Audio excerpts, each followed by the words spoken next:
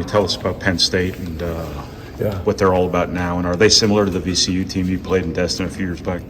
Yeah, I think they're, it starts, with those two guards. I mean, they're so fast and shifty, and they put a lot of pressure on the basketball. Then they put a lot of pressure on you on the other end with their ability to break you down. So it's, a full 40 minutes, of quickness, dribble drive, attacking you. They do a good job of cutting offensively. They didn't shoot the ball well last game, but they got, a handful of guys that can shoot the basketball. It's just, we all have those games where you get some pretty good looks and they just don't go down. But, they, from Dunn, Hicks, Clary, they got guys that can shoot the basketball. So it's, it's working on keeping the ball out of the paint. They do a great job of getting the ball in the paint and putting you in a tough spot and help. Then that kind of affects your rebound balance when you have to help too much. But no, he's done a good job. They have a great system. Like a lot of people just, piecing it together, and that's what, when they're living in the paint and they're causing havoc, like Northwestern, somebody that does not turn the ball over. They've been great. Chris has done a great job with those guys, getting them to defend, but he's gotten them, their defense has really improved at Northwestern because they don't turn it over. They stay out of transition, they stay out of tough spots, and they turned them over 19 times. Mm-hmm. So, it speaks for itself. The impact of the turnovers at Northwestern and at Nebraska, how do you, I know you talk about it all year long. Right. How do you, is there anything that kind of needs to be fixed there? Well, yeah, it's careless passing. Like a lot of them are just simple passes, just, freezing the defense. And, you got to freeze somebody's hands through your passing shot fakes before you get to it if you just don't have a natural feel for things. Some guys have a natural feel to pass the basketball, and they might not even be able to explain what they do. They just have to, they just know how to deliver the basketball. Other guys that don't have that feel, they can't make no-look passes. They can't pass the ball off the dribble. Like, they have to be fundamentally sound and simple. And when we do that, we just hand the ball back to people. You're not going to have success. I don't think that really held true in the Northwestern game, but it held true other night. Like, we'd make a run, and then all of a sudden, the guy'd be open, just cutting to the basketball. He'd get deflected. They'd get the ball back.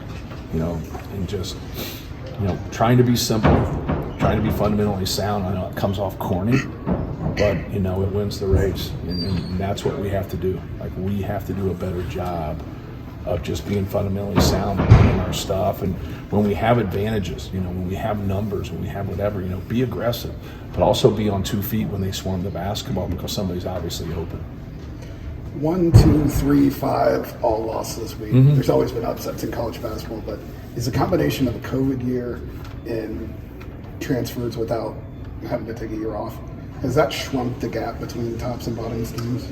Yeah, but I think this happens a lot, especially in conference play. You're more aware of your opponent just because you've spent more time and you have past history of playing them. And then good teams. Like, we've gotten beat by 2 teams. They're both good teams. And Northwestern's, very good, and so is Nebraska. So it's, when you look across the country and you go and see some of those other teams that beat them, like, they're on the road. It is more difficult, but they're quality teams too. Maybe they don't have the best resumes, but the only thing that matters is from 7 to 9 on that Wednesday night. It's the only thing that matters. And so, but yeah, I think there's obviously, a lot of parity in college basketball. Talk to the night about Cam played a good game, played in extended minutes, and I think fans probably thought he could just dunk based on last year. But how valuable was that redshirt year for him, and now showing that he's more versatile than just high flyer? Yeah, no question. He's learned not to overdo things. Take his threes, try to get some offensive putbacks, try to get out on the break, and just kind of be that 3 and D player more than anything. Really guard, and know what you're doing from a defensive standpoint, helping us on the glass, and then using your athleticism in those other areas. But he's had like a timely 3 that he's made for us, it seems like, in almost every game. I don't think it's been that way, but he's really made strides. Hard to make strides when you're playing that 8 to 12 minutes, right? Another night, it just we felt like he brought a lot of energy, and we needed just started in the second half, and we had a good run with him. You know, we had a really good run with him to start the second half. We just couldn't maintain it. The turnovers hurt us, and you know, their ability to make shots. I thought they were really good, and you got to tip your hat to them. They made 14 threes, and I thought 10 of them were, you know, closely guarded, well guarded. A couple of them were borderline fouls, and so I thought our guys did a pretty good job there. We just had the 4 you'd like to have back. We had a miscommunication on one. We went under a screen one time on Tominagi when we absolutely didn't want to. We fall asleep on another one, just on a kind of a quick hit to the corner, which was actually a 2. They called a 3. Yeah, just, you know, they got to do a better job of helping each other from an officiating standpoint. You know, we had multiple hook and holds that we had to be able to monitor. Fletch just gets absolutely trucked in the game. I mean, absolutely trucked. And so, like, I think that's the piece of officiating where I think some guys don't feel comfortable because they're stepping on other guys' toes, like, you know, calling out of your area. But just the fact of helping each other out as officials, I think, can really help. I officiate in practice all by myself. And I'm just guessing the whole time because I'm out of position the whole time. But when you have 3 guys out there, you know, they got to do a better job of working as a team. With Cam, how hard is it hard normally for inexperienced guys to be as simple as he's been? Well, he doesn't do anything he shouldn't be doing or can't do. Work on it. Like, he's had some moments earlier in the year where he's done some things where he's kind of gotten himself stuck, and then he just kind of does it because it's, you know, it's like a default, right? And they're just explaining to him, like, you don't have to do that. Like, just don't do that. Like play at the rim, take your threes, move the basketball, let Braden manipulate off ball screens, let Zach post up. You know, just learn to be that guy that plays off of them. Those other guys get attention, that gets you on the glass. Those other guys gets attention, that gets you open looks. And it's a good piece. Like, that role right there is what you see a lot of times in the NBA. You're like, how is this guy? He has less than this guy. Well, he's accepting a role. You know, you got to play around superstars. Lately, you guys' free throw advantage has been cut a little bit. Yes. And, you know, you talked about the officiating. But has that been, I guess, a product of officiating or more play style? Well, I would say, you know, just naturally speaking, you're going to have a little bit of a cut on the road by nature. Just like that would be an advantage for you at home, but it wouldn't be on the road. But that's for everybody. And you got to be able to play through it. The one thing about officiating is when you don't play well, you bring them more into play. And I don't think we played our best basketball. And so now they're more a part of the game.